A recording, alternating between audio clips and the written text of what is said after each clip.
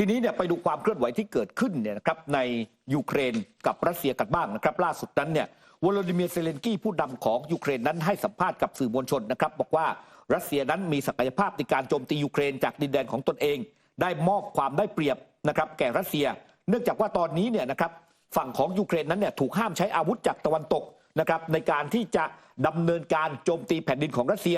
ซึ่งเรื่องนี้เองเนี่ยครับพวกเขาก็เลยได้เปรียบนะครับยิงอาวุธจากดินแดนของพวกเขาใส่ดินแดนของพวกเราได้ในขณะที่แอนโทนี บลิงเคนรัฐมนตรีว่าการกระทรวงต่างประเทศสหรัฐนั้นเนี่ยนะครับก็ไม่สนับสนุนหรือไม่ให้สิทธิ์โจมตีนอกยูเครนแต่ท้ายที่สุดแล้วก็บอกว่ายูเครนเนี่ยจะเป็นผู้ตัดสินใจด้วยตัวเองต่อแนวทางในการทำสงครามนี้ในขณะที่ทางด้านซาบีนาซิงก็ให้ความกระจ่างว่าจุดยืนของสหรัฐนั้นยังคงไม่เปลี่ยนแปลงในประเด็นที่บอกว่ายูเครนนั้นไม่ควรใช้อาวุธที่จัดหาโดยสหรัฐเล็งเป้าหมายเล่นงานแผ่นดินรัสเซียอาวุธดังกล่าวสามารถใช้ได้เพียงทวงคืนดินแดนอธิปไตยของยูเครนเท่านั้นในขณะที่ทางด้านเดวิดคาเมรอนรัฐมนตรีว่าการกระทรวงต่างประเทศของอังกฤษก็ยืนยันว่ายูเครนนั้นมีสิทธิ์ใช้อาวุธที่จัดหาโดยอังกฤษเนี่ยโจมตีลึกเข้าไปในดินแดนของรัสเซียหากตัดสินใจทำเช่นนั้นรัสเซียก็จะตอบโต้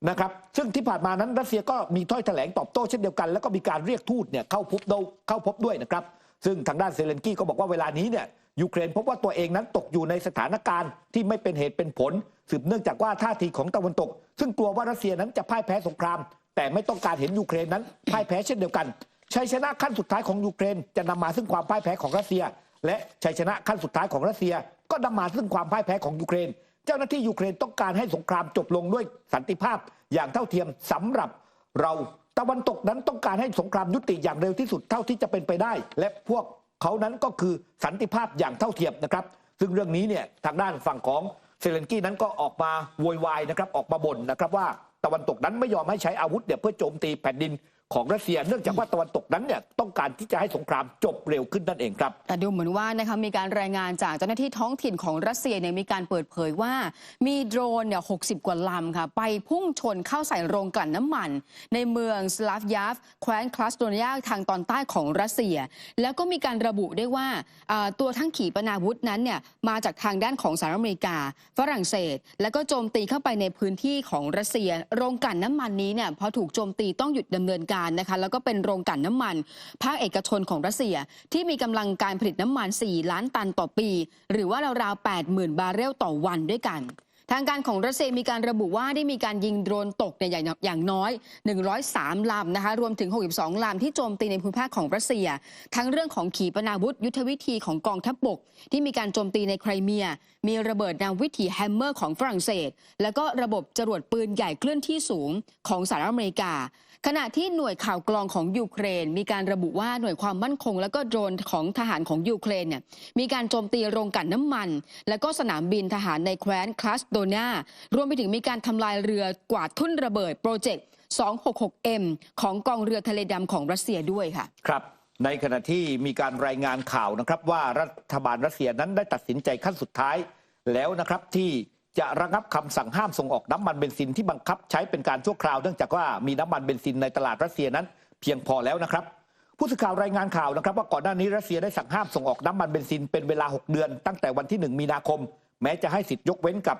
สหภาพเศรษฐกิจที่นำโดยรัสเซียและบางประเทศที่ทำข้อตกลงจัดซื้อเชื้อเพลิงระหว่างรัฐบาลโดยตรงอย่างเช่นมองโกเลียเป็นต้นแต่ว่าคำสั่งห้ามส่งออกน้ำมันเบนซินชั่วคราวดังกล่าวนั้นมีผลบังคับใช้ตั้งแต่1 มีนาคมจะถูกระงับเนื่องจากว่าตอนนี้ตลาดภายในประเทศของรัสเซียนั้นเนี่ย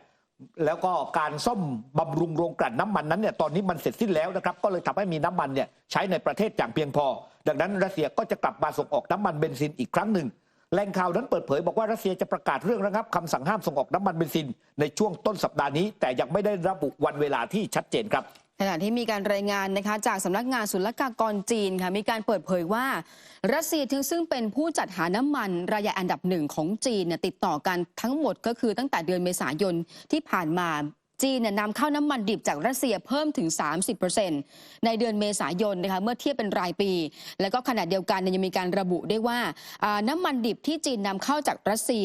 รวมถึงน้ำมันดิบที่ส่งผ่านท่อส่งใต้ทะเลอยู่ที่ 9,260,000 ล้านตันในเดือนเมษายนหรือว่า 2.25 ล้านบาร์เรลต่อวันด้วยกันขณะเดียวกันนะคะมีการระบุว่าในเดือนเมษายนรัสเซียก็มีการปรับลดน้ำมันหรือว่ากำลังการผลิตน้ำมันดิบลงเหลือ 150,000 บาร์เรลต่อวันด้วยค่ะครับในขณะที่ เรื่องราวของจีนกับสหรัฐอเมริกาก็เป็นสิ่งที่น่าจับตามองเช่นเดียวกันนะครับหลังจากที่ Market Watch นั้นได้รายงานความเคลื่อนไหวนะครับเรื่องของมาตรการที่จีนนั้นได้มีการประกาศคว่ำบาตรบริษัทยักษ์ใหญ่ด้านอาวุธของสหรัฐอเมริกานะครับล่าสุดนั้นกระทรวงพาณิชย์ของจีนประกาศคว่ำบาตรบริษัทโบอิงและบริษัทอีก2 แห่งนะครับของสหรัฐอเมริกาที่ขายอาวุธให้กับไต้หวันบริษัทที่ถูกคว่ำบาตรในครั้งนี้ได้แก่ General Atomic Aeronautical นะครับ System นะครับแล้วก็ General Dynamic Land System ด้วยกันและก็ Boeing Defense Space and Security นะครับโดยห้ามไม่ให้บริษัทเหล่านี้มีส่วนในกิจกรรมนำเข้าหรือส่งออกเกี่ยวข้องกับจีนและห้ามลงทุนใหม่ในประเทศจีนอีกด้วยนะครับผู้บริหารระดับสูงของบริษัทเหล่านี้ถูกห้ามไม่ให้เดินทางเข้าประเทศจีนด้วยในขณะที่ใบอนุญาตการทำงานของพวกเขาก็ถูกเพิกถอนรวมถึงสถานะผู้มาเยือนและผู้พำนักส่วนคำขอต่างๆที่พวกเขายื่นก็จะไม่ได้รับการอนุมัติเช่นเดียวกันในขณะที่เรื่องนี้เนี่ยครับก็เป็นเรื่องที่น่าสนใจทีเดียวในช่วงเวลาที่ทางด้านฝั่งของไต้หวันนั้นเนี่ยกำลังเปลี่ยนแปลงทางการเมืองโดยทางด้านประธานาธิบดีไล่ชิงเต๋อนะครับซึ่งเพิ่งสาบานตนรับตำแหน่งนะครับในช่วงเวลาเดียวกับที่จีนนั้นก็ประกาศมาตรการในการคว่ำบาตรบริษัทจากสหรัฐอเมริกาซึ่งเป็นบริษัทที่จัดหาอาวุธต่างๆให้กับกองทัพไต้หวันนั่นเองครับค่ะหลังจากที่ไล่ชิงเต๋อนะคะได้เข้าพิธีสาบานตนรับตำแหน่งผู้นำไต้หวันอย่างเป็นทางการเนี่ยหลายฝ่ายก็มองว่าสิ่งที่ทางด้านของไล่ชิงเต๋อนั้นต้องเจอทั้งเรื่องของความท้าทายที่เกิดขึ้นนอกจากเรื่องของภัยคุกคามนะคะยังต้องเจอกับเรื่องของความท้าทายในประเทศเพราะว่าหลังจากที่พรรคประชาธิปไตยก้าวหน้าเนี่ยสูญเสียเสียงข้างมากในสภาจากผลหรือว่าศึกเลือกตั้งทั่วไปเมื่อเดือนมกราคมอันนี้ก็เป็นศึกใหญ่ที่เกิดขึ้นที่ไล่ชิงเต๋อต้องเจอรวมไปถึงเมื่อสัปดาห์ที่ผ่านมาสสไต้หวันเนี่ยเกิดการทะเลาะวิวาทมีการชกต่อยแล้วก็ด่าทอกันในสภาสืบเนื่องมาจากเรื่องของกฎหมายปฏิรูปสภาที่ฝ่ายค้านพยายามผลักดันหลายคนก็มองว่าอาจจะมีเรื่องของศึกกลางสภาเกิดขึ้นอีกนะคะนอกเหนือจากนี้ทางด้านของไล่ชิงเต๋อนั้นก็ยืนยันนะคะว่าจะมีการทำงานไม่ว่าจะเป็นเรื่องของอนาคตไต้หวันเนี่ยมีเพียงประชาชนเท่านั้นที่สามารถตัดสินใจได้ขณะที่รัฐมนตรีกระทรวงการต่างประเทศสหรัฐอเมริกามีถ้อยแถลงแสดงความยินดีต่อไล่ชิงเต๋อแล้วก็บอกว่าสหรัฐอเมริกาเนี่ยรอคอยที่จะทำงานร่วมกันกับไล่ชิงเต๋อทั้งเรื่องของการกระชับความสัมพันธ์ที่ไม่เป็นทางการให้แน่นแฟนมากขึ้นรวมไปถึงสันติภาพเสรีภาพที่เกิดขึ้นภายในช่องแคบไต้หวันค่ะครับจากไต้หวันนะครับคุณผู้ชมครับไปที่DR คองโกกันบ้างนะครับคุณผู้ชมครับเมื่อคืนวันอาทิตย์ที่ผ่านมาที่DR คองโกนั้นเนี่ยเกิดการก่อรัฐประหารนะครับคุณผู้ชมครับมีความพยายามในการที่จะโค่นล้มนะครับรัฐบาลนะครับ